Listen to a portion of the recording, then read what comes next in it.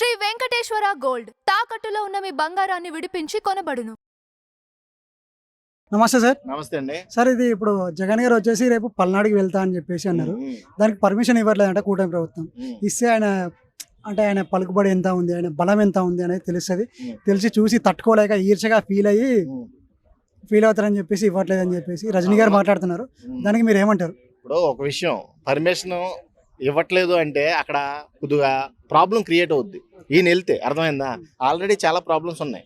మొన్న మహిళ మీద చూశారు కదా, ఎంత దారుణం అది కుప్పంలో.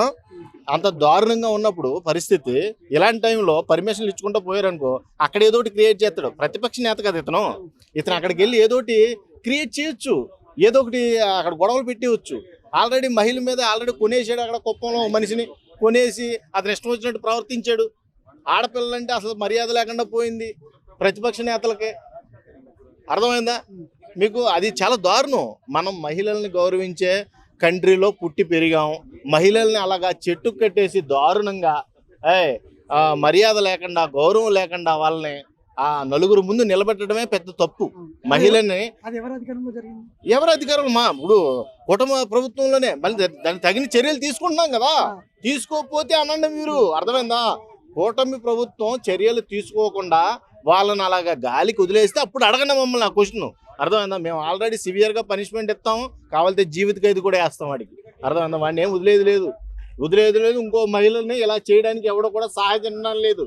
అది ఎవడైనా కానీ, అది ప్రతిపక్ష నేత అవని, జగన్మోహన్ రెడ్డి అవని, ఇంకొకటి ఎవడైనా కానీ. పిఠాపురంలో గిరిజనులు అంటే అన్టచబుల్స్ అని చెప్పేసి వాళ్ళు ఏ షాప్ లో అనే వాళ్ళ ఊరు నుంచి బహిష్కరించారు కదా. ఎక్కడ?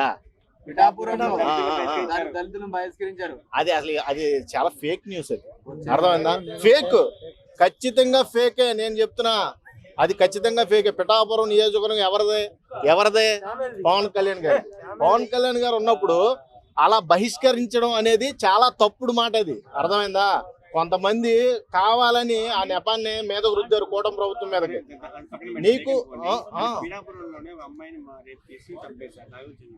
ఏంటి అది ఏ విధంగా జరిగింది అనేది ఇన్వెస్టిగేషన్ జరుగుతుంది కదా. అర్థమైందా?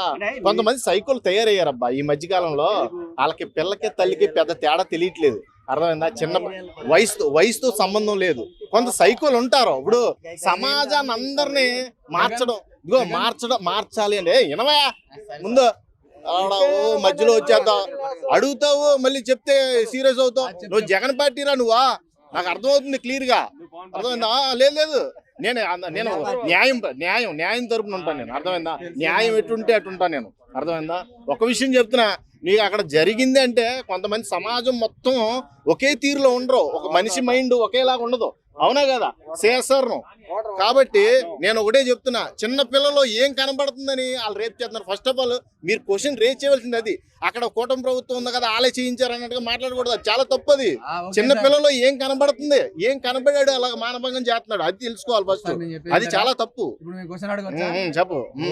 చిన్న దానికి మైకులు పట్టుకొని ఊగిపోయే పవన్ కళ్యాణ్ జగన్ గారి పరిపాలనలో ఇప్పుడు అదే నియోజకవర్గంలో చిన్న పాపపై రేపు జరిగింది. 3 ఏళ్ల పాపపై ప్రభుత్వం అంటే ప్రభుత్వ స్కూల్లో ఒక పాపపై అమ్మాయిపై రేపు జరిగింది.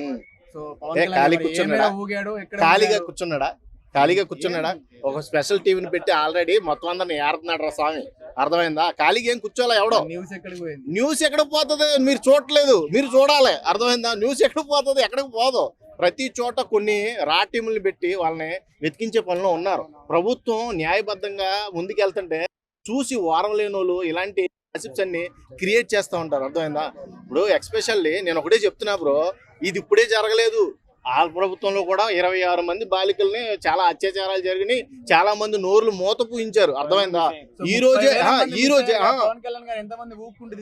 కాదు బ్రో, నువ్వు ఎంతమంది ఊపుకుంటే తీసుకొచ్చారండి? నువ్వు తప్పుకోగానే తీసుకొచ్చేస్తావు. నువ్వు పెద్ద సిబిసిఐడిలా మాట్లాడుతున్నావు. అర్థమైందా? ఏదైనా ఒక న్యాయం జరిగేదాకా మనం వెయిట్ చేయాలి. ఎవడో కూడా కక్షపూరితంగా ఆడపిల్లల జీవితాలతో ఆడుకోడు ఏ ప్రభుత్వమైనా.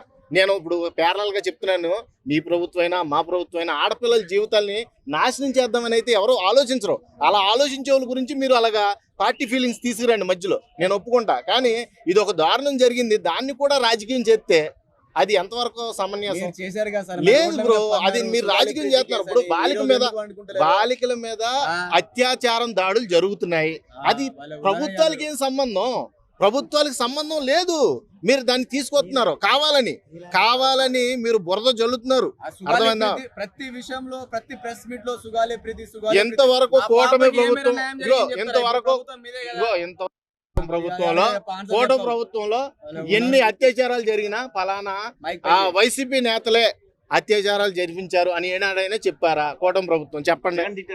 లేదు. ఎప్పుడు తిట్టారు? అది అనివార్య సిచ్యువేషన్ వల్ల వచ్చింది, అంతేగాని కావాలని ఎవరో కాబట్టి కొన్ని విషయాల్ని చూసి చూడనట్టు, అంటే మీరు కొన్ని తెలిసి తెలియని మాటలు మాట్లాడారు, అన్ని కూడా అవగాహనతో మాట్లాడాలి, అవగాహనతో ముందుకెళ్ళాలి. అర్థం ఈ విషయాన్ని మరి కుప్పంలో జరిగింది కదా మీ వాళ్ళే చేయించారంటే అసలు కుప్పం నియోజకవర్గమే కూటమి ప్రభుత్వం. పాఠశాలలో జరిగింది. కుప్పం ప్రభుత్వం ఎవరిదే? సీఎం చంద్రబాబు నాయుడు గారిది. వాళ్ళ పరిపాలనలో జరిగిందంటే దీనికి ఎవరన్నా ప్లాన్ చేసి ఉండొచ్చుగా. ఆయనే చేయించండి, మీరు ఎందుకు అనుకోవాలి? అర్థమైందా? అది దారుణం బ్రో. ముందు మహిళ పట్ల అసభ్యకరమైన ప్రవర్తన కలిగింది కాబట్టి దాని గురించి స్పందించండి ప్రతి ఒక్కడు. మీ మీడియా మిత్రులు ఉన్నది ఎందుకు? ఇలాంటి విషయాల్ని నలుగురికి తెలిసేలా చేయాలి. మీడియా మిత్రుల మీదనే గుచ్చుతున్నాం, అది తీసుకొని కాదు బ్రో, ఇదిగో దాడి ఇది చేస్తున్నాం. ఏంటంటే వాడికి పడవలసిన శిక్ష ఇలా ఉండాలంటే వాడికి గుద్దలో గుచ్చితే మళ్ళీ ఇంకొకసారి ఇలాంటి తప్పులు చేయడానికి సాహసించకూడదు అన్నమాట. చూసినా? Okay. Thanks sir, thanks. Okay.